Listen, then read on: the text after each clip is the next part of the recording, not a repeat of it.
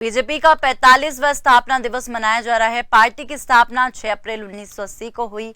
केंद्र की एनडीए सरकार की अगुवाई कर रही बीजेपी कैसे बनी, इसका नाम कैसे पड़ा, भारतीय जनसंघ क्या है, इसके पीछे एक लंबी कहानी है। आइए इतिहास के पन्नों से इसका जवाब खोजते हैं।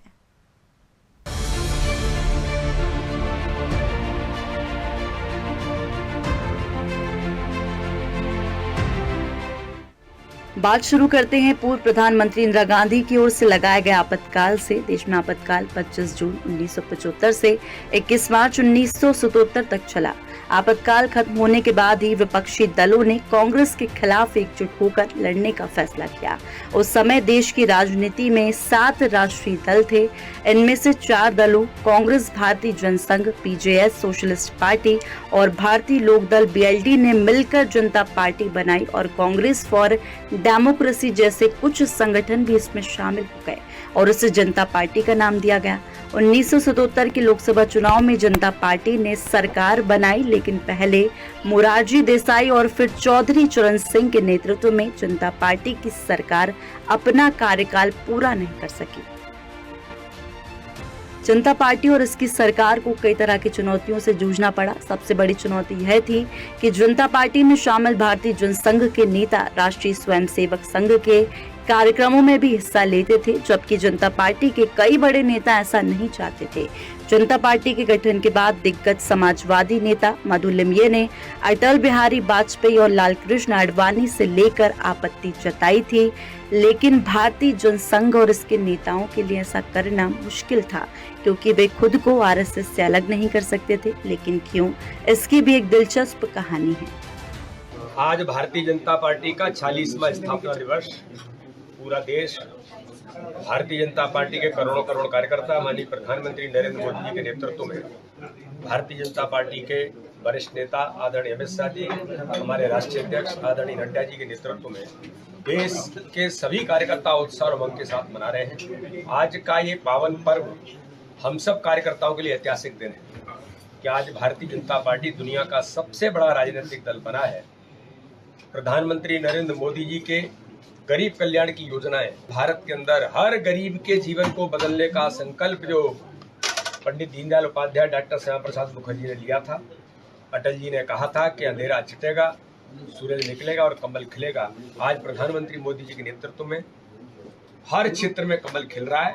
हम सब कार्यकर्ता आज स्थापना दिवस के अवसर पर मैं सबको बधाई और शुभकामनाओं के साथ आज हम संकल्प लेते हैं कि इस यात्रा में अनवरत हम सब कार्यकर्ता एक यात्री के तौर पर अथक परिश्रम के साथ अपने संगठन को और ताकत और आगे बढ़ाने का मिलकर के सभी लोग प्रयास करें। 1980 के लोकसभा चुनाव में जनता पार्टी की हार हुई थी और इंदिरा गांधी के नेतृत्व में कांग्रेस सत्ता में आ गई थी। जनता पार्टी की हार के बाद जगजीवन राम और कुछ अन्य नेताओं ने एक बार फिर जनता पार्टी के नेताओं के आरएसएस के कार्यक्रमों में शामिल होने का मुद्दा उठाया, लेकिन आरएसएस और भारतीय जनसंघ ने फिर से कहा कि इस बारे में 21-22 मार्च 1980 को होने वाली अखिल भारतीय प्रतिनिधि सभा की बैठक में चर्चा होगी। लेकिन इस बैठक से पहले ही जनता पार्टी के संसदीय बोर्ड ने 19 मार्च 1980 को बहुमत से फैसला किया कि पार्टी का कोई भी पदाधिकारी या नेता आरएसएस के कार्यक्रमों में हिस्सा नहीं ले सकता। इस दौरान जनता पार्टी के नाम और उसके चुनाव चिन्ह पर भी कब्जा लेने के लिए लड़ाई छिड़ गई थी। अगस्त 1979 में चौधरी चरण सिंह के गुट ने चुनाव आयोग से कहा कि उनके खेमे को असली जनता पार्टी घोषित किया जाए और जब तक इस बारे में अंतिम फैसला नहीं आता तब तक पार्टी के चुनाव चिन्ह को सीज कर दिया जाए। लेकिन सितंबर 1979 में चुनाव आयोग ने जनता पार्टी को एक नया चुनाव चिन्ह दिया और राष्ट्रीय पार्टी के रूप में मान्यता दी थी। इसके बाद चरण सिंह ने कहा कि जनता पार्टी का नाम बदलकर लोक दल कर दिया जाएगा। आज बहुत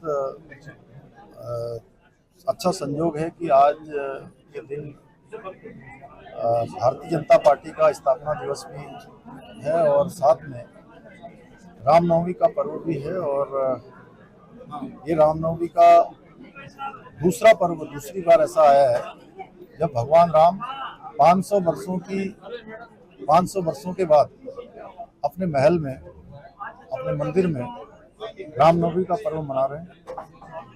मैं सभी को बधाई देता हूं और ये दिन हमको लंबी प्रतीक्षा के बाद मिला है।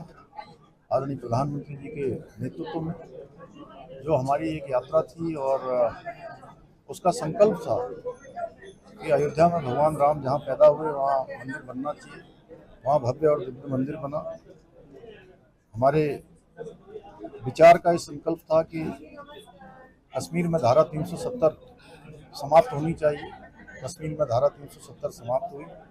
3 तलाक का कानून समाप्त होना चाहिए, समाप्त हुआ। नागरिक संशोधन कार्यक्रम देश के अंदर लागू हुआ। अभी अभी भारत के संसद में दोनों सदनों ने ऐतिहासिक कार्य आदरणीय प्रधानमंत्री जी के नेतृत्व में किया। वक्फ बोर्ड का विधेयक भी भारत की संसद ने पास कर दिया। निश्चित रूप से ये ऐसे काम हैं, ऐतिहासिक निर्णय हैं जिसको देश की आज़ादी के बाद देश की जनता को प्रतीक्षा थी और भारतीय जनता पार्टी के कालखंड में, एनडीए के कालखंड में, आदरणीय प्रधानमंत्री जी के कालखंड में ये सभी काम अनवरत रूप से आगे बढ़ रहे हैं। आज भारतीय जनता पार्टी करोड़ों करोड़ कार्यकर्ताओं के त्याग, परिश्रम और बलिदान के कारण आज पूरी दुनिया का सबसे बड़ा राजनीतिक दल बन गया है और भारत को आगे बढ़ाने में भी बड़ा योगदान आदरणीय प्रधानमंत्री जी के नेतृत्व में अनवरत रूप से चल रहा है। जो आगे चलना है 2047 में भारत को विकसित भारत का जो संकल्प है, उस संकल्प को पूरा करने में सभी भारतवासी माननीय प्रधानमंत्री जी के साथ कंधे से कंधा, कदम से कदम मिलाकर आगे बढ़ रहे हैं। मैं सभी कार्यकर्ताओं को भारतीय जनता पार्टी के स्थापना दिवस की और रामनवमी की शुभकामनाएं देता हूँ, बधाई देता हूँ। चुनाव आयोग ने 24 अप्रैल 1980 को सभी दावों और प्रतिदावों पर विचार करने के बाद जनता पार्टी के चुनाव चिन्ह को फ्रीज कर दिया। आयोग ने जनता पार्टी के नाम के आगे भारतीय जोड़ दिया और वाजपेयी की अगुवाई वाले गुट को राष्ट्रीय पार्टी के रूप में मान्यता दी थी। इसके साथ ही बीजेपी को कमल का चुनाव चिन्ह भी आवंटित कर दिया गया। हालांकि इसके विरोध में चंद्रशेखर के गुट ने सुप्रीम कोर्ट का दरवाजा खटखटाया। इस तरह बीजेपी बनी और लगातार आगे भी बढ़ती गई। Desk report, news hour, Bhopal.